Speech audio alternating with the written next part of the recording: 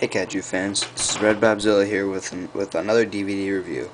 The movie I'm going to be reviewing today is the 1973 Godzilla installment, Godzilla vs. Megalon. Now, as I've told you, this is on, like the version I have is on a double feature with Godzilla vs. Hedorah. So I've already shown the DVD and like the case. So I won't be doing a whole lot of that because you've already seen that. So it's not necessary to show you again. But if you haven't, then I guess you could go check out the Hedorah review first.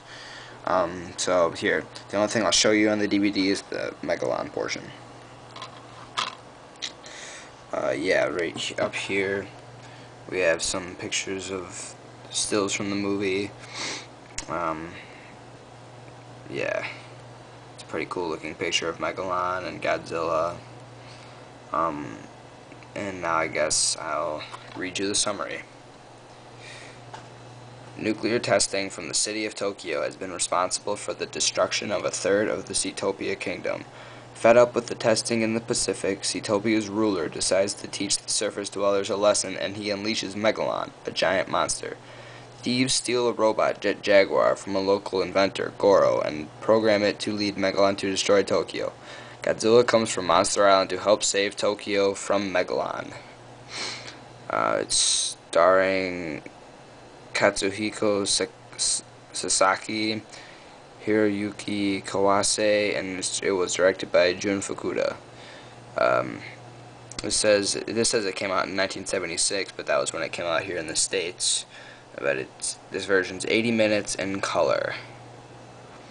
And again, when up here in this orange bar, you probably can't see that, but it says digitally remastered, superior picture and sound quality.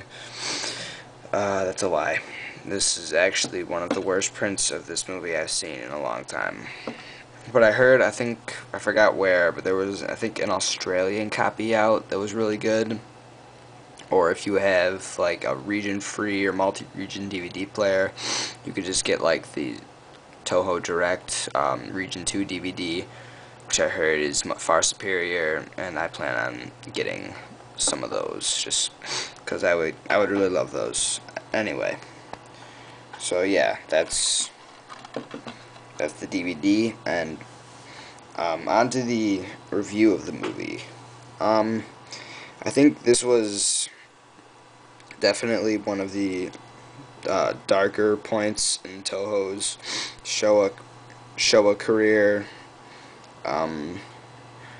Pretty much gone were the days of the high budget tokusatsu like sci-fi films for them.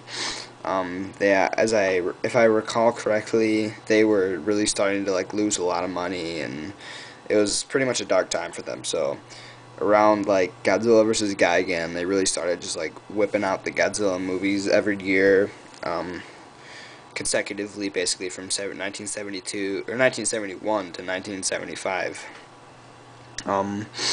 But I really think that this movie doesn't get a lot of enough respect from a lot of fans. I mean, I know it was easily one of the goofiest and cheesiest in the series, and some of the things that happen are just laughable, and especially in the U.S. version with all the bad dubbing, and because yeah, some of the dubbing is really bad. I'm sorry, but they could have done a much better job on that. But I guess, I don't know, maybe they just didn't care enough, which is unfortunate for a Godzilla movie. But I guess some of the monster scenes I thought were really cool. I don't know, it's just, maybe I just show a little compassion on this movie just because I think it was the third or fourth movie I saw. Yeah, it was the fourth movie I saw, and I mean, back in the day, I really thought it was really cool. Being, I think, 8 or 9 years old, this movie was pretty cool. So I guess you need to look at it more of it was generated for more of a younger audience. Jet Jaguar obviously, you could see you can compare him to Ultraman, and I forgot where I read this, but they were right. Where Megalon and Gigan, they also look like they were ultra monsters, like, in a way. But yeah, I thought some of the fight scenes were pretty cool. I just like all the old Showa Godzilla movies just for their goofiness and cheesiness. I guess it's just one of those things that, like, they're so bad that you love them. I mean, I'm not saying this movie's bad, I'm just saying you guys know what I'm talking about. And of course there's the infamous scene at the end where Godzilla does his drop kick on Megalon, and when I saw that when I was eight or nine, I thought that was really cool. And I just recently watched this movie again, and I mean, it happened, and I got a nice little chuckle out of it. Like, it was all in good fun. So, yeah, I definitely think this movie is underrated by most Godzilla fans.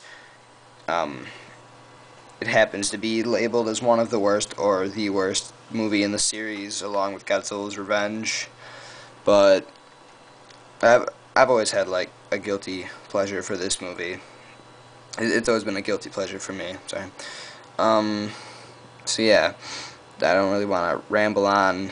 So if you haven't seen this movie, I suggest you watch it. I mean, even if everybody has told you otherwise, just watch it, just because it's in the series. And if you watch it, like, knowing that it's going to be really cheesy and sometimes, like, laughable, then I think it'd be fine with it. You can't go into the movie with a too serious attitude.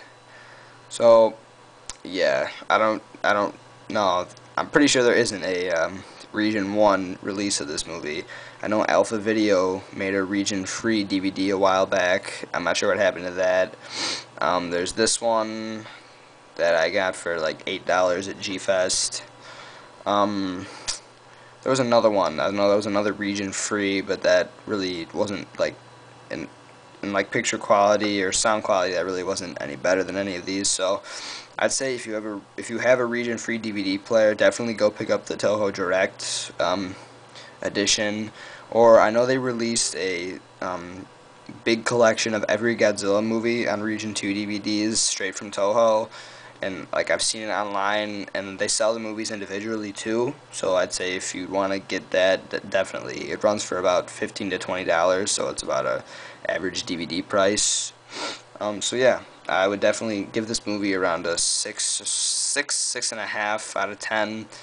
There's been a lot of worse movies. No, there's been a lot of better movies. But I don't know, I've always just kind of liked this movie. So tell me what you think, post comments, leave video responses, and yeah, I will see all you Kaiju fans later.